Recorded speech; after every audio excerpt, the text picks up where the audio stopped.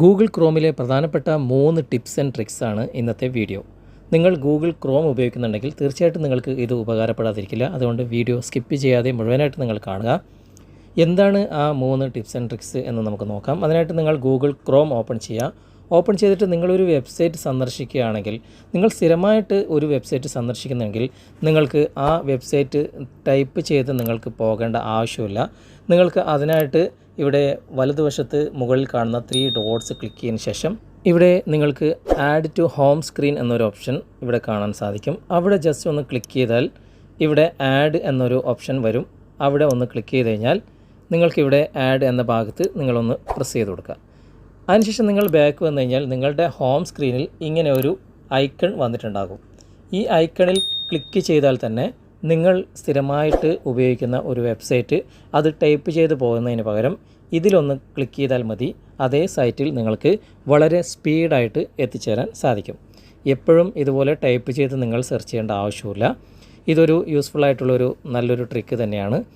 ഇനി അതുപോലെ തന്നെ നിങ്ങൾ ഒരു വെബ്സൈറ്റ് സന്ദർശിച്ച് അവിടെ നിങ്ങൾക്ക് ഒരുപാട് കാര്യങ്ങൾ നിങ്ങളിങ്ങനെ വായിച്ചുകൊണ്ടിരിക്കുന്ന സമയത്ത് ഏതെങ്കിലും ഒരു ഭാഗം നിങ്ങൾക്കൊരു സുഹൃത്തിന് അയച്ചു കൊടുക്കണമെന്നുണ്ടെങ്കിൽ നിങ്ങൾക്ക് ആ ഒരു ഭാഗം മാത്രം നിങ്ങൾക്ക് സെൻഡ് ചെയ്യാൻ സാധിക്കും. അതിനായിട്ട് കോപ്പി പേസ്റ്റ് ഒന്നും ചെയ്യേണ്ട ആവശ്യമില്ല.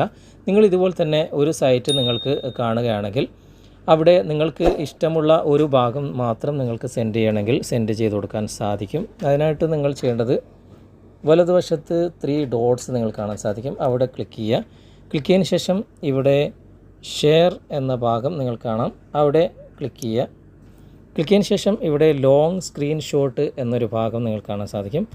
അവിടെ ക്ലിക്ക് ചെയ്ത് കഴിഞ്ഞാൽ നിങ്ങൾക്ക് ആവശ്യമുള്ള ഭാഗം മാത്രം നിങ്ങൾക്ക് സെലക്ട് ചെയ്തിട്ട് ഇവിടെ ടിക്ക് മാർക്ക് കൊടുക്കുക. ടിക്ക് മാർക്ക് കൊടുത്തു കഴിഞ്ഞാൽ ഇവിടെ നിങ്ങൾക്ക് നെക്സ്റ്റ് കൊടുക്കാം. അതിനുശേഷം അതിനു മുമ്പേ നിങ്ങൾക്കിവിടെ എന്തെങ്കിലും എഴുതണമെന്നുണ്ടെങ്കിൽ എഴുതാനുള്ള ഓപ്ഷനുകളൊക്കെ ഉണ്ട്. ക്രോപ്പ് ചെയ്യാനുള്ള ഓപ്ഷനുമുണ്ട്.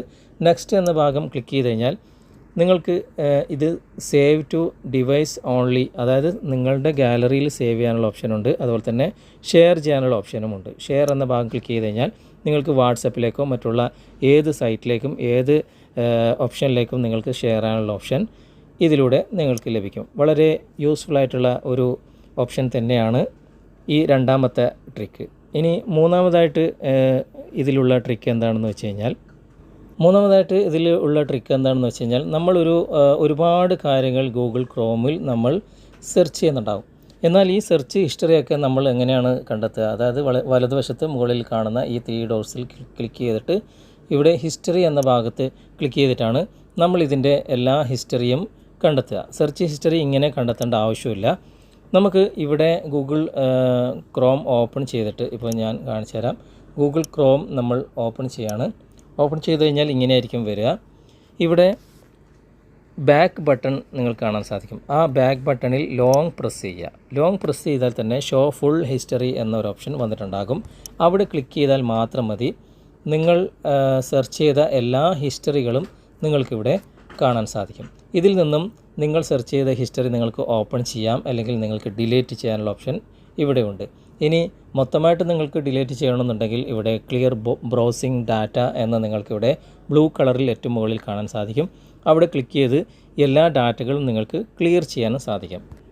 ഈ 3 ടിപ്സുകളും ഈ 3 ട്രിക്കുകളും നിങ്ങൾക്ക് വളരെ ഉപകാരമായി എന്ന് തോന്നുന്നുണ്ടെങ്കിൽ നിങ്ങളുടെ കൂട്ടുകാരിലേക്കും വീഡിയോ ഷെയർ ചെയ്തെത്തിക്കുക.